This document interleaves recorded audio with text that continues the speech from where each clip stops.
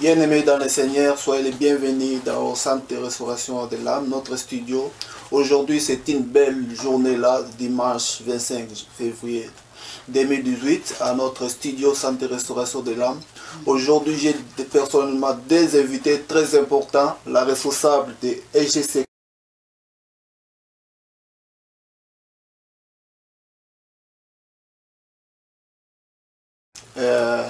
Notre enseignante Geneviève Mbala qui est à côté de moi là. On va développer aujourd'hui un bon thème là dans la vie courante qu'on vit couramment. Ce thème là, certains se posent souvent des questions, la colère. Ils vont nous donner leur point de vue concernant cela. Qu'est-ce que c'est la colère? Vous allez comprendre qu'est-ce que c'est la colère dans votre vie chrétienne et enfant de Dieu. Vous allez comprendre au moins un sens de base de ce mot, comment faire face à la colère et quelles sont les causes de la colère. La première question est posée, c'est à notre sœur Marie-Laure, la responsable de EGC Canada. Qu'est-ce qui cause la colère dans notre vie courante? Ok. Donc la colère peut avoir plusieurs raisons. Hein. Donc la colère peut venir à la suite d'une dispute. La colère peut venir parce qu'on s'est rendu compte qu'on a des manquements, parce qu'on a oublié quelque chose, parce que il y a quelqu'un qui nous a fait du mal, un engagement qui n'a pas été respecté. Donc vraiment, si on veut faire une liste des causes de colère, c'est vraiment, la liste ne serait pas exhaustive. Donc dans la famille, dans le couple, avec les enfants, donc dans le lieu de travail, donc quelqu'un qui est en retard. Donc c'est vraiment beaucoup de causes, plein de choses qui peuvent nous mettre en colère. C'est vraiment une panoplie de choses dont je n'ai pas besoin de vous faire un dessin parce que je ne crois pas qu'il existe un être humain qui va dire qu'il n'a jamais été en colère. Et donc il n'a qu'à voir pourquoi il était en colère et puis il saura c'est quoi qui peut causer la colère. Nous avons vu notre sœur Marie-Laure, la responsable EGC Canada, a dit qu'il y a plusieurs causes. Sœur Geneviève, vous avez quelque chose à ajouter? Oui, je peux dire que la colère est un sentiment de frustration d'une personne face à une situation. Et comme l'a si bien dit notre bien-aimée Marie-Laure, ça peut avoir une panoplie de raisons qui peuvent nous pousser à nous mettre en colère. Et la colère donc vient rencontrer comme une frustration, c'est-à-dire un manquement à une attente que nous avions, soit envers quelqu'un, soit envers une situation, soit même au niveau du travail, soit même personnellement, nous avons des expectatives, des objectifs que nous voulons atteindre et nous n'arrivons pas à les atteindre et cela nous met en colère. Donc, toutes ces choses, tous ces événements, toutes ces situations, toutes ces pensées qui viennent à l'encontre d'une espérance que nous avons peuvent créer en nous la colère. Et comme nous le voyons aussi bien, parce que nous venons de quelque part, nous sommes tous originaires de Dieu. Dieu lui-même se met souvent en colère. La Bible nous dit qu'il il est lent à la colère, mais il se met souvent en colère parce que les attentes qu'il a envers nous, ces créatures, nous n'arrivons pas souvent à subvenir à cela, nous n'arrivons pas souvent à obéir à sa parole et ça crée la colère dans son cœur. Nous avons entendu la sœur Marie-Laure, responsable EGC, et la docteur Bissa, l'enseignante de Dieu qui est à côté là-bas à la fin. Ils nous ont dit la cause plus précisément de la colère, c'est causé, dit à quelque chose courant de la vie, que circonstance ou provoqué par quelque chose. Cela peut causer la colère dans votre vie courante, là où vous êtes. C'est dit à quelque chose causé par quelque chose, soit l'effet qui peut causer, qui peut être la cause de la colère. Vraiment, ils vont nous décrire comment gérer cette personne en colère. La deuxième question va aller chez notre sœur Marie-Laure. Comment gérer une personne qui est en colère? Ok, merci Fabrice pour cette question. Donc, comment gérer une personne qui est en colère? Donc, moi je dirais d'abord, la meilleure manière de gérer quelqu'un qui est en colère, c'est d'éviter d'être contaminé par la colère de la personne. donc de garder son sang-froid. Vraiment, parce que si quelqu'un est en colère et puis toi, tu te laisses contaminer, alors on aura deux colériques et ça devient pire, quoi. Donc, c'est vraiment de garder son sang-froid. Galates 5:22 nous parle du fruit de l'esprit et dans ce fruit de l'esprit-là, on parle de la maîtrise de soi. Donc, face à quelqu'un qui est en colère, c'est important d'avoir, toi, la maîtrise de soi face à cette personne-là. Une autre chose également, quand tu es face à quelqu'un qui est en colère, c'est de garder ton cœur. Proverbe 4:23 dit de garder son cœur plus que toute autre chose, car de lui viennent les sources de la vie. Parce que quand quelqu'un est en colère, il dit des choses, il dit des paroles qui peuvent t'affecter toi aussi. Donc, préserve ton cœur de peur de ne pas être affecté par la colère de cette personne. Une autre chose aussi, c'est de faire attention à ce que cette personne dit, dont on écoute. Parce que la Bible dit que la foi vient de ce qu'on entend, mais ce qu'on entend de la parole de Dieu. Et de la même manière, la colère peut aussi venir de ce qu'on a entendu. Donc, quelqu'un en colère peut te mettre facilement en colère parce qu'il dit donc, face à une personne qui est en colère, garde, fais attention à l'écoute, quoi. Donc, comment aider cette personne-là? Déjà, essayer d'amener cette personne à comprendre que de toute façon, quand on est en colère, on n'est pas très lucide, soit pour prendre une décision ou pour agir, quoi. Donc, essayer d'amener cette personne à comprendre que c'est vrai, il y a certainement quelque chose qui te met en colère, mais ne prends pas de décision ou ne fais pas quelque chose de brusque que tu peux regretter, parce que quand on est en colère, on n'est pas lucide, quoi. Une autre chose également, c'est avoir de l'empathie par rapport à la personne qui est en colère. Donc, essayer de comprendre ce qui le met en colère. Tu peux ne pas partager cette chose, mais essayer de comprendre le simple fait que quelqu'un se voit écouter, qu'il voit qu'il a une attention, ça peut aider déjà à amortir un peu cette colère, quoi. Et la dernière chose que je peux dire, c'est que, donc, quelle que soit la cause de la colère, ce qui est sûr, c'est que la Bible dit dans Jacques au chapitre 1 au verset 20 que la colère de l'homme n'accomplit pas la justice de Dieu. Donc la solution n'est pas dans la colère, quel que soit ce qui a amené la cause pour résoudre ce problème-là. Ce n'est pas la colère qui va le résoudre. Donc tu as besoin de tous tes esprits, tu as besoin de ton calme, de ton discernement pour pouvoir avoir une solution. Donc ce sont un peu des arguments que tu peux utiliser pour aider quelqu'un, pour gérer quelqu'un qui est dans la colère.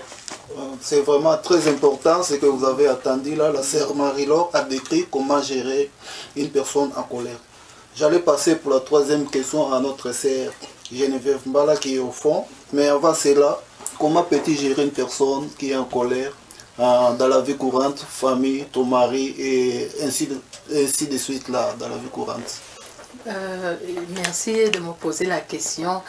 Je dirais...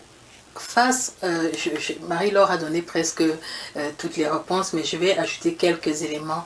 Si j'ai par exemple, que ce soit mon mari, un enfant, une personne en face de moi qui est en colère, ma réaction ne devrait pas de me mettre en colère, peu importe la raison. Parce que quelqu'un qui est en colère croit avoir raison de ce qu'il le met en colère. Donc, ça ne sert à rien de te mettre à discuter avec cette personne. La première réaction que j'aurais, c'est écouter la personne. Parce que la raison pour laquelle la personne est en colère peut être une raison vraie, une raison sensée, une raison juste. Donc, écouter, c'est très important l'écoute. Quand quelqu'un se sent écouté, la colère baisse. Mais si la personne parle et que tu t'enflammes, alors il y aura le feu. Tu écoutes. Donc ma première réaction, vraiment d'une manière concrète, serait d'écouter la personne. La deuxième réaction que j'aurais, ce serait éviter la confrontation au même niveau de la voix. Vous savez, quand quelqu'un parle en colère, le ton de la voix est élevé. Mais si en face, il retrouve quelqu'un qui est calme, comme l'a si bien dit notre bien-aimé, il ne va pas réagir avec le feu, il va aussi s'assagir, quand il va se sentir écouté. Quelqu'un qui se sent écouté ne crie pas. Quelqu'un qui se sent écouté se calme, il se rend compte que oui, l'autre, j'ai l'attention de l'autre, il va se calmer petit à petit. L'autre élément que j'aimerais évoquer, c'est que quand quelqu'un vient en face, en colère de toi, il ne faut pas être sur la défensive. Tu te braques immédiatement, non. Tu te relaxes plutôt, comme l'a dit notre sœur, et tu écoutes. Restez calme. Parce que dans le calme, la Bible nous dit dans le livre de Proverbes que faute de querelleur, la querelle s'est arrêtée. Quand quelqu'un est en colère, la réaction en face va pousser à la colère. Mais si, quand la personne qui est en face de moi est en colère, je reste calme et je l'écoute, il va se calmer. Comme je l'ai dit, je me répète un peu. L'autre élément que j'aimerais donner, c'est laisser l'autre s'exprimer. Parce que quand quelqu'un est en colère, il a besoin, il a un flot à l'intérieur, il veut le sortir. Que ce soit un venin, que ce soit n'importe quoi. Ma soeur a déjà dit comment réagir, c'est-à-dire ne pas prendre sur soi les mauvaises paroles ou les choses qui sont dites, mais le laisser s'exprimer, c'est-à-dire ressortir tout ce qu'il a en dedans afin que le feu qui le dévore puisse sortir. Un autre élément encore serait de savoir s'excuser. Parce que si la personne m'interpelle comme étant blessée par mon comportement, que ce soit juste ou pas juste, c'est premièrement de demander pardon à l'autre par rapport à ce qui se passe parce qu'il se sent heurté.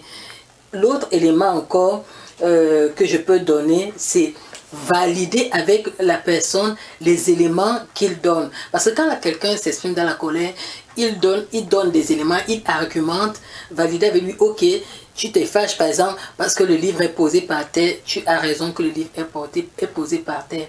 Et maintenant, comment revenir rechercher? Parce que quand la personne aura exprimé tout ce qu'il avait à dire, il n'y aura plus moyen d'échange et qu'il se sentira écouté.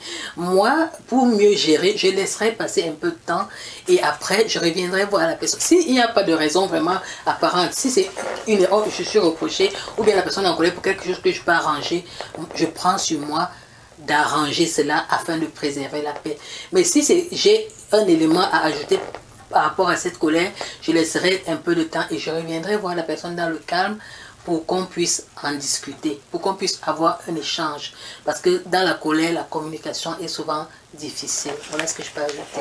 Merci beaucoup, sœur Geneviève, qui a donné une grande philosophie. Si la sœur Marie-Laure va intervenir après, il y a des questions concernant qui a développé, et ainsi de suite. On va revenir par là pour au moins éclaircir les gens, qui a donné en général une grande philosophie. Et nous passons à la sœur Marie-Laure s'il y a quelque chose à ajouter. Oui, non, j'avais juste quelque chose à ajouter sur ce point aussi. Parce que parfois la colère, ça dit la colère, la personne vers qui s'exprime la colère peut toujours ne pas être l'acteur ou l'auteur ça dit c'est pas lui peut-être qui a mis cette personne-là en colère, quoi. Donc une manière de gérer aussi quelqu'un qui est en colère, c'est de pister un peu les solutions, quoi. Donc comme ma soeur a dit tantôt, parfois ça peut juste être un mésentendu, un malentendu, quoi, excusez autant pour moi, ça peut juste être un malentendu, donc pister les solutions, parfois ça peut aider à faire tomber la colère, quoi. Donc il y a un exemple qui me venait un peu dans la parole de Dieu avec Josué. Donc c'est dans Josué au chapitre 7 du verset 6 au verset 11. Donc il s'agissait de la bataille d'Aï. Donc après la mort de Moïse, c'est Josué qui avait qui devait conduire le peuple à la terre promise, et ils avaient eu déjà des victoires, mais à la ville d'Aï, le Seigneur avait dit à Jéricho qu'on devait vouer tout à l'interdit. Il y a quelqu'un à Can qui n'a pas respecté cet ordre, et quand ils sont partis pour attaquer la ville d'Aï, il y a eu une défaite. Et Josué est retourné en colère, il a même déchiré ses vêtements, il est allé devant Dieu, il a pleuré et tout. Et puis le Seigneur lui dit, mais qu'est-ce que tu fais coucher par terre là? Vous avez péché, quoi. Donc, ce qui était l'objet de sa colère, que pourquoi le Seigneur a permis qu'il puisse avoir la défaite, le Seigneur lui a donné la solution, qu'en fait, s'il y a eu ça, c'est parce que il y avait l'interdit au milieu de vous. Donc, parfois, à trouver la source, la cause, et pister la solution, parfois ça fait tomber vraiment la colère, quoi. Donc c'est ça que je peux ajouter, quoi. Merci beaucoup notre sœur Marie-Laure, la responsable EGC Canada. La troisième question sera pour notre enseignante Geneviève. Tu peux nous donner en général quels sont les effets de la colère? Ok, pour voir les effets de la colère peuvent considérer à plusieurs niveaux. Les effets de la colère peuvent être sur nous, les effets de la colère peuvent être sur la personne en face, et les effets de la colère peuvent même s'étendre dans notre entourage. Et vraiment les effets, ça dépend vraiment des différents cas où la colère se manifeste. premièrement, j'aimerais voir les effets sur nous. Vous savez, la colère, comme je l'ai dit précédemment dans le premier enseignement qui concernait uniquement la colère a des effets sur la personne qui est en colère. Parce que pour se mettre en colère, ça prend notre esprit, ça prend notre mental, ça prend notre cœur. On se concentre sur un problème qui est comme une sorte de frustration. Donc, tout le mécanisme de l'organisme est en activité pendant que nous sommes en colère. Maintenant, la colère, le degré de la colère peut pousser quelqu'un à avoir une crise cardiaque. Parce que quand tu es en colère, le sang circule rapidement dans ton corps. Et au niveau de ton cœur, tu peux avoir un choc émotionnel et faire une crise cardiaque. Un autre effet de la colère, c'est que pendant que tu es en colère, tu peux aussi être poussé à des sentiments. C'est une porte ouverte spirituellement que l'ennemi peut utiliser, qui peut te pousser à avoir d'autres sentiments, d'autres choses qui n'étaient pas à l'origine l'effet de la colère. Nous avons des témoignages où des gens qui sont retrouvés dans le satanisme disent qu'ils étaient tellement en colère envers leurs parents qu'après ils ont commencé à entendre des voix, quelqu'un leur dit « Oh, je suis ton père » et c'est comme ça qu'ils ont fait des alliances avec le diable. Donc c'est une porte ouverte spirituelle, dangereuse pour l'homme qui est en colère. Donc c'est important toujours d'évacuer la colère. Maintenant la colère, les effets de la colère externe sur les personnes qui nous entourent, c'est que la personne qui est en colère peut être poussé à poser des actes dangereux, il peut tuer, il peut se bagarrer, nous avons même la colère à un niveau national. Quelqu'un qui a une frustration, il décide d'aller commettre des meurtres, il décide d'aller tuer des nations, il décide de concevoir. Quand je regarde un peu comment les armes à feu sont conçues actuellement, c'est une colère, une frustration qui est dans une nation, dans un peuple ou bien dans un groupe de personnes qui décident de commander. Ils disent ok, on va aller se venger. Ils créent des éléments, des armes pour tuer massivement des gens. Donc les effets de la colère, si je peux me résumer, sont dangereux et peuvent avoir des conséquences néfastes dans notre entourage et dans toute personne qui se trouve dans notre présent. Et les effets de la colère peuvent détruire même quelqu'un, parce que imaginez-vous quelqu'un qui passe son temps à remémorer « on m'a fait ci, on m'a fait ça, oh j'ai été frustré, oh j'ai été frustré ». À la longue, il peut devenir fou. Donc la colère est quelque chose de vraiment, vraiment dangereux. C'est pour ça que le Seigneur nous dit, même quand nous sommes en colère, que nous ne péchons pas. Et quand on définit Dieu, on le définit comme de Dieu lent à la colère. Il se met en colère, mais il est lent. Sa colère ne vient pas tout de suite. Il donne toujours le temps vraiment à l'amour de se manifester dans la colère. Merci beaucoup de l'intervention de notre enseignante Geneviève. Nous voyons par cela la colère a plusieurs effets. Cela peut engendrer la jalousie, la haine, même voir dans la Bible, Caïn a tué son frère. Suite à cela, la colère, la haine, la jalousie, cela pousse à beaucoup de choses, ça engendre beaucoup de choses. Et nous a bien expliqué cela. Nous allons passer au point 4, à la question 4. Quelles sont les procédures à suivre pour éviter la colère? Ok, merci Fabrice pour ce prochain point. Avant, je voulais ajouter sur le point que ma soeur vient de terminer tantôt pour dire, tu citais tout ce que la colère peut faire. Moi, j'ai dit, la colère peut même empêcher d'entrer dans la terre promise. On a vu ça avec Moïse, donc qui, sous le coup de la colère, a tapé le rocher 2 fois. Donc, la colère aussi peut t'empêcher d'aller au ciel. On a eu des témoignages des gens qui sont morts étant dans la colère, étant en dispute avec leur femme, et Dieu les a fait la grâce de revenir à la vie, mais s'ils mouraient dans cet état-là, ils allaient en enfer. Donc, quand on parle de la colère, c'est vraiment pas une petite histoire, quoi. Donc, c'est vraiment quelque chose de sérieux qu'on doit considérer comme toute autre chose qui n'est pas bien devant Dieu, qui peut être néfaste, quoi. Ok, c'est pour cela que c'est important donc de voir un peu le processus pour éviter de se mettre en colère, ou alors bien qu'on se mette en colère, qu'on ne pêche pas, comme le verset que disait ma soeur tantôt.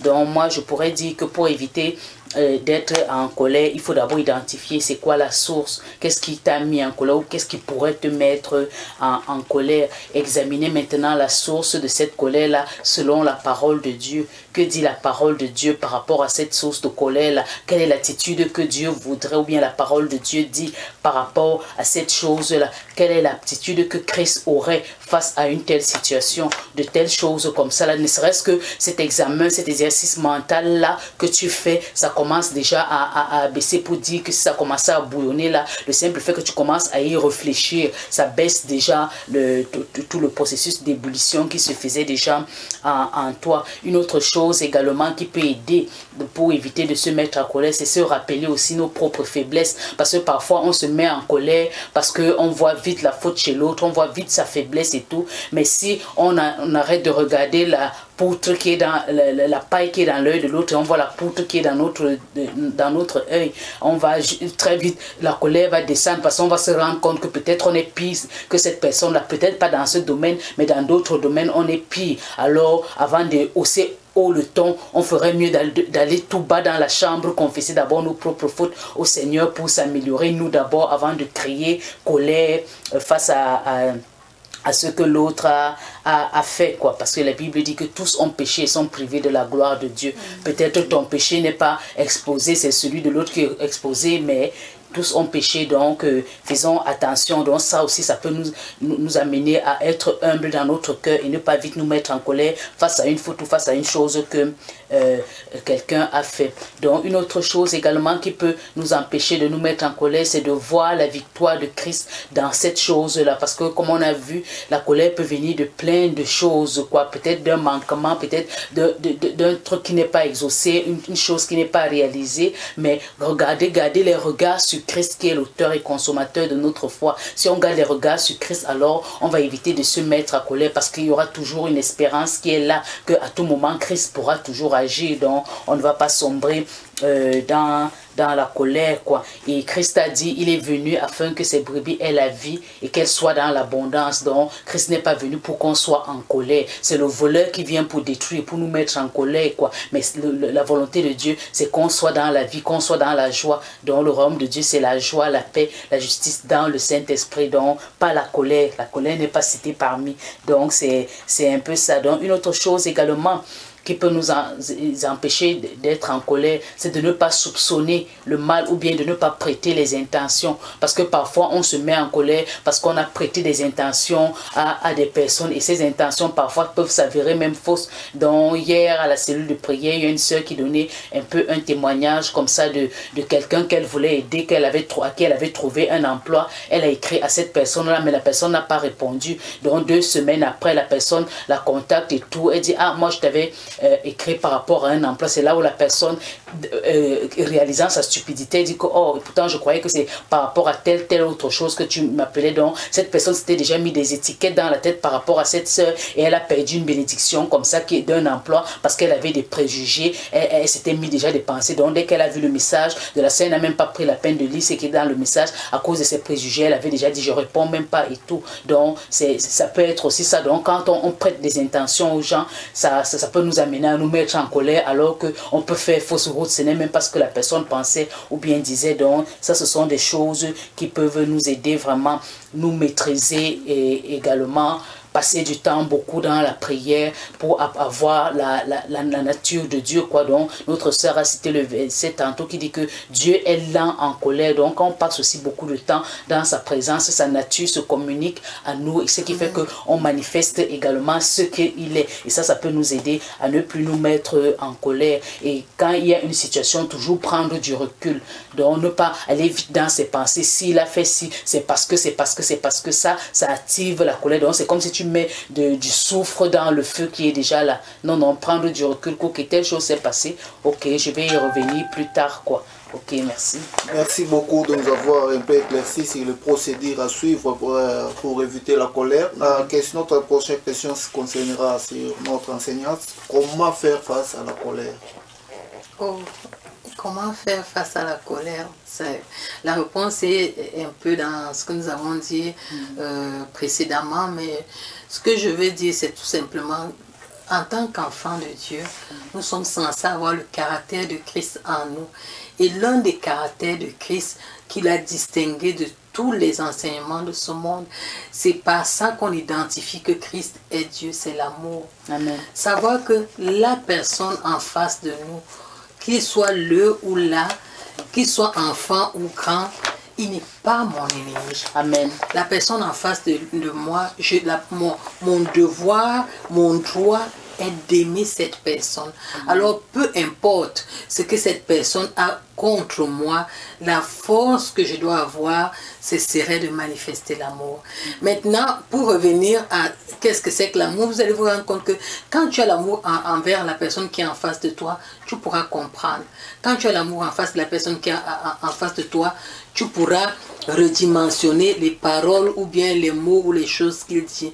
J'aimerais dire une chose, c'est que la colère ici, là, c'est vrai, on peut avoir des gens en armes en face de nous qui expriment de la colère. Et là aussi, il faut vraiment la grâce de Dieu. Pour éviter la colère, ma sœur a presque donné tous les éléments que je voulais donner, mais pour moi, le couronnement, c'est vraiment l'amour. Et prendre sur soi de travailler. Parce que si en moi, il y a des éléments, vous voyez, qui sont promptes à s'élever quand il y a la colère, je ne pourrais pas mieux m'en sortir. Mais si je prends le temps devant le Seigneur de prier pour moi-même, pour mon caractère, pour ma manière d'agir, pour mes attitudes, quand je serai, peu importe le vent ou la personne en colère en face de moi, je ne vais pas m'engager dans une confrontation. Donc l'autre élément, c'est vraiment éviter la confrontation avec la personne qui est en face de moi pour que la colère ne s'envenime pas. C'est plutôt... il y a le calme, comme on a dit tout à l'heure. Quand on est calme devant la personne qui est en colère de nous, on ne va pas réagir. Bref, la colère, je peux la décrire comme un feu qui vient en face de nous. Et l'un des éléments qui aide souvent à éteindre le feu, c'est vrai que les pompiers disent, oh, tu sais, l'eau. Si tu es comme l'eau, c'est-à-dire tu es calme, les flèches qui viennent en face ne te transpercent pas, les flèches qui viennent en face retrouvent l'amour. Si tu discernes que derrière l'esprit de colère, ce n'est pas la personne, parce que normalement, quelqu'un qui t'aime ne va pas se mettre dans un courroux, je ne sais pas, extravagant devant toi. Mais si tu discernes que derrière cet esprit qui est en train de venir là, la manière que la personne qui me parle en face là me parle, il y a un esprit démoniaque derrière qui est en train d'encenser la personne, tu vas pas prendre, tu vas vraiment manifester de l'amour. Et aucun démon ne peut résister face à l'amour. Amen. Mais la Bible nous dit que même les eaux, tous les eaux des océans ne peuvent pas éteindre l'amour. Et c'est par amour que Dieu nous a sauvés. C'est par amour que Christ pouvait dire en étant sur la croix de Golgotha que Père, pardonne-leur, car ils ne savent pas ce qu'ils font, quand on était en train de le transpercer. Donc il a évité, quand il insultait, c'était sûr qu'il allait réagir, mais sa réaction c'était l'amour. Vraiment, le plus grand commandement, de la manière dont éviter la colère, pour moi, ce serait de manifester de l'amour.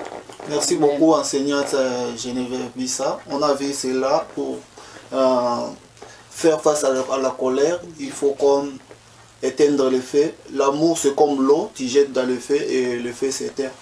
C'est plus généralement ce qu'elle a dit. L'amour est important pour faire face à la colère. On peut éteindre la colère par l'eau. Et la colère, c'est comme le feu, tu jettes l'eau sur le feu et ça s'éteint. C'est aussi un dispositif important pour faire face à la colère. Notre question, sixième question, sera portée sur notre sœur Marie-Laure. Comment on peut exprimer la colère d'une façon positive? Merci Dieu pour cette question. Donc c'est ça, donc quand on parle de la colère en soi n'est pas forcément une mauvaise chose, parce que ma soeur a dit tantôt, même Dieu se met en colère, quoi. Donc quand on ne respecte pas ses commandements et tout, donc plusieurs fois dans la parole de Dieu cela est dit, quoi. Donc c'est disponible qu'on puisse être en colère, mais comment manifester cette colère là de façon positive, c'est-à-dire de manière à ce que ce ne soit pas quelque chose qui fasse des dégâts, quoi. Donc c'est possible de signifier son mécontentement de manière positive. Donc une manière de le faire, c'est d'enlever le côté émotif.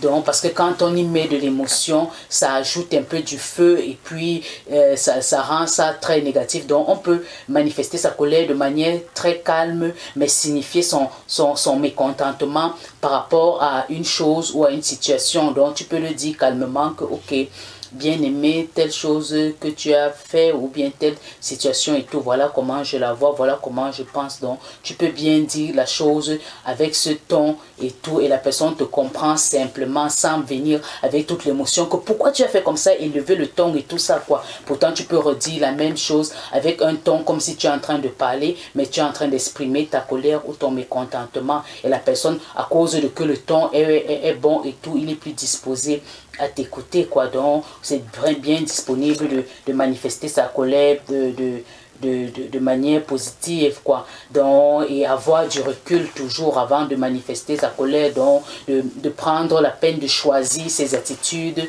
de choisir le moment où lequel on veut dire la chose, de choisir les mots et les paroles, parce que parfois les paroles, comme on a dit avant, pour gérer une personne en colère, les mots sont vraiment quelque chose de poignant quoi. Donc si tu choisis bien tes mots, que la personne peut comprendre ton point, que ton désaccord, mais sans être blessé. Parce que le problème avec la colère, c'est que quand on est en colère, facilement, on blesse notre interlocuteur. Donc, tu peux donc dire les choses en choisissant tes mots et tout avec sagesse. Tu peux transmettre le message de ton mécontentement sans blesser l'autre personne. Et j'ai un exemple dans la parole de Dieu, c'est celui de la Sunamite, dans 2 Rois au chapitre 4, verset 23. Donc, elle dit, il demanda, pourquoi veux-tu aller voir, pourquoi veux-tu aller aujourd'hui vers lui? Ce n'est ni le début du mois, ni le sabbat. Elle répondit, tout va bien. Donc la Sunamite ici, par rapport à Élisée, que le serviteur de Dieu avait prophétisé pour l'enfant et tout, elle a eu un enfant et puis l'enfant était mort. Donc il y avait la colère en elle pour dire que ok, je ne t'avais pas demandé un enfant et tout, tu as prophétisé et tout, ça a été une bénédiction, mais pourquoi maintenant cet enfant meurt? Donc il y avait au-dedans de la Sunamite vraiment de la colère, mais elle a fait le choix d'exprimer cette colère-là différemment. Donc au lieu de dire des paroles de malédiction, des paroles déplacées et tout, elle a dit tout simplement tout va bien. Donc le tout va bien là, c'est tellement apaisant, c'est tellement calme quoi. Donc moi je crois que par la grâce de Dieu, tout le monde peut arriver à manifester un tout va bien, même quand il est mécontent, que tout va bien, il n'y a pas de problème, parce que je sais que Jésus est assis sur le trône et il va prendre le contrôle de cette situation. Mais j'ai quand même le droit de dire que cette situation ne me va pas bien. Tout va bien, mais cette situation n'est pas bien. C'est comme un jeu de mots, mais tout va bien parce qu'on a l'espoir que le Seigneur va agir. Amen. Mais on montre quand même que pour le moment, l'enfant est mort. Pour le moment, la chose ne va pas et on n'a pas besoin de s'emballer parce que ça ne va pas quoi. Donc on reste positif. Donc elle a manifesté sa colère vraiment de manière positive, parce que sa colère, c'était dans la foi de ce que le Seigneur allait déjà faire. Amen. Merci beaucoup de l'intervention de notre sœur Marie-Laure. Gardez toujours la foi, même si vous êtes en colère, pour ne pas perdre votre droit que vous avez. Et par là, vous aurez une intervention divine qui peut accomplir, même si vous étiez dans les bons chemins pour revendiquer quelque chose en colère là. Mais gardez toujours votre foi que l'Éternel va agir. Et soyez toujours positif. Vous pouvez exprimer la colère d'une façon aussi positive, comme nous décrit la sœur Marie-Laure Sebassa sur les versets bibliques. C'est vraiment très important. Ma dernière question va se porter sur si vous pouvez nous parler de la colère divine. Est-ce que cela existe vraiment? Moi, j'aimerais dire quelque chose, mais avant de dire ça, je veux prendre juste un exemple, parce que dire comment réagir est une chose, mais prendre des exemples pratiques aide. Qu'on suive nos émissions télé, toutes nos activités, qu'on fasse nos devoirs, et après il t'appelait dans la chambre à deux, il te faisait asseoir, il te posait des petites questions, comment tu as passé ta journée. Toi tu es toute contente, tu racontes toute ta journée, tu ne sais pas que derrière la causerie, il veut t'exprimer son mécontentement par rapport à ce que tu as fait. Et après, quand tu as fini de répondre, il te pose la question, qu'est-ce que tu as fait aujourd'hui? Écoute, ta journée est chargée, tu n'identifies pas. Après, il te pose la question claire sur l'élément sur lequel il veut te reprocher. Et là, tu n'as pas de réponse, parce que tu sais que c'est un reproche qui arrive. Et il te pose la question, ce que tu as fait, est-ce que tu trouves, toi, que ce que tu as fait est bien? Et là, toi, en regardant maintenant avec le regard de papa, tu te rends compte qu'effectivement, l'acte que j'ai posé, qui était peut-être de prendre le bonbon, de déplacer quelque chose, ou de briser la tête, ou bien de dire une parole méchante à mon frère, c'est pas bien. Il te demande, est-ce que ce que tu as fait, tu aimerais qu'on te le fasse en retour? Et tu te rendais compte que non, je ne voudrais pas qu'on me le fasse vraiment, c'est pas bien. Il te demande quelle est l'attitude, qu'est-ce que tu dois faire donc pour réparer, pour que l'autre en face de toi soit bien. Et là, c'est toi qui étais amené à donner la solution pour rétablir l'ordre. Donc, une autre façon de gérer la colère de manière positive, c'est de dialoguer, amener l'autre à comprendre que qu'il a fait, ce que je te reproche là, voilà comment redimensionner, peut-être échanger les rôles. C'est moi qui suis frustré cette fois-ci, mais si tu te mets à ma place et que je te fais cela, comment tu vas le ressentir? Et quand l'autre va se mettre à ta place, c'est sûr qu'il va sentir un désagrément et il pourra voir que la colère ou bien ce qu'il a fait n'est pas bien. Alléluia. Maintenant, pour parler de la colère divine, comme l'a demandé mon bien-aimé, et je l'ai dit au départ, même quand nous commençons dans le livre de Genèse, on se rend compte que Dieu s'est mis en colère. Déjà au niveau de l'acte d'adoration que Caïn avait posé vis-à-vis par rapport à son frère. Les deux avaient fait une offrande, mais l'offrande de Caïn avait été agréée. Et Dieu a manifesté ça en n'agréant pas. C'était une forme de colère parce que l'acte qu'il avait posé n'était pas bien. Et après cela, Dieu est allé vers Caïn pour lui parler. J'aimerais que tu comprennes une chose. Quand nous voyons la colère selon la parole de Dieu, dans la traduction du mot grec de la colère, c'est orge. Orge qui signifie punition. Donc la colère sur le plan divin se manifeste généralement par la punition par rapport à des actes posés qui vont à l'encontre de la parole de Dieu. Alors si la colère se manifeste comme des punitions, si nous regardons tout l'Ancien Testament, nous nous rendons compte que Dieu à plusieurs reprises a repris son peuple.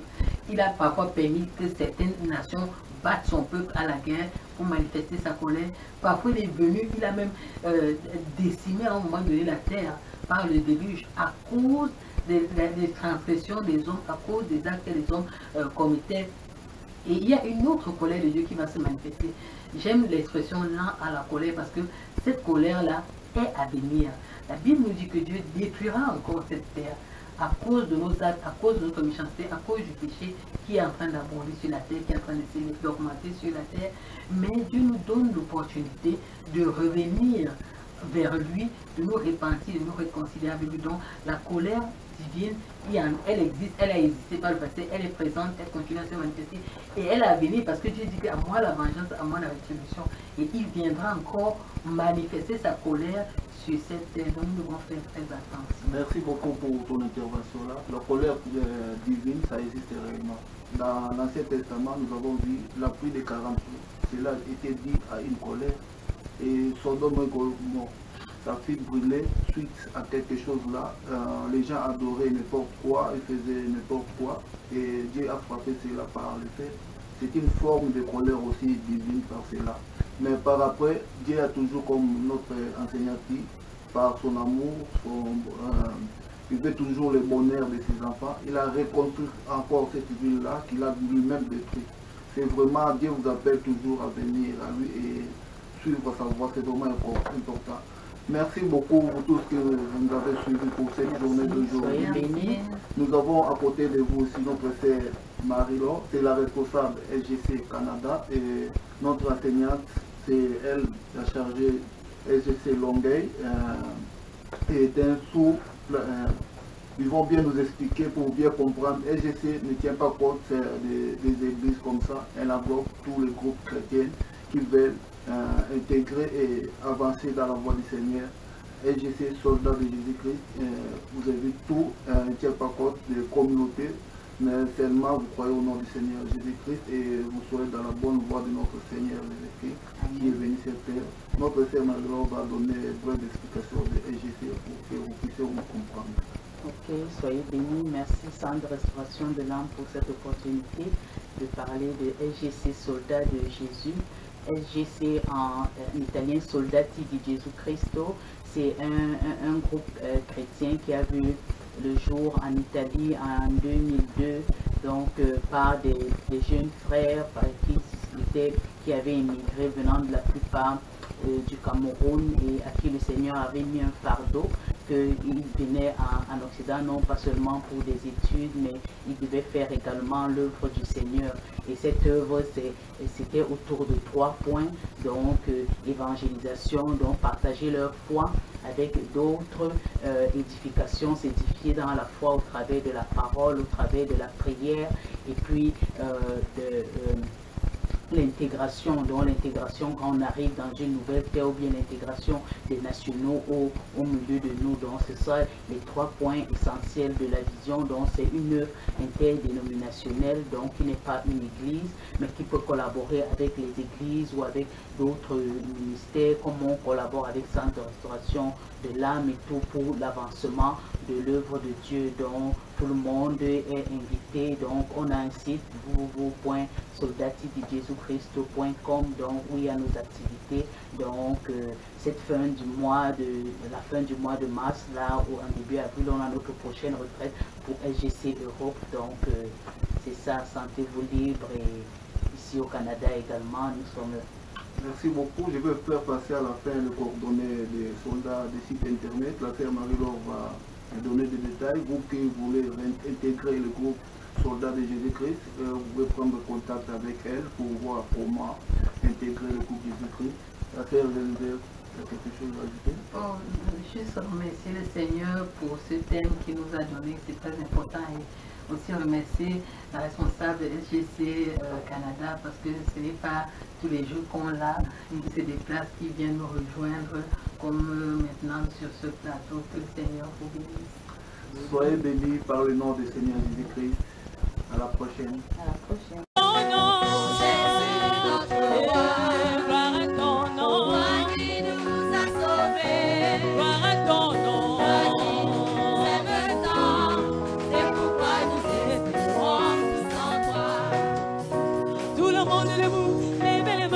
Glorifiez le nom de Jésus,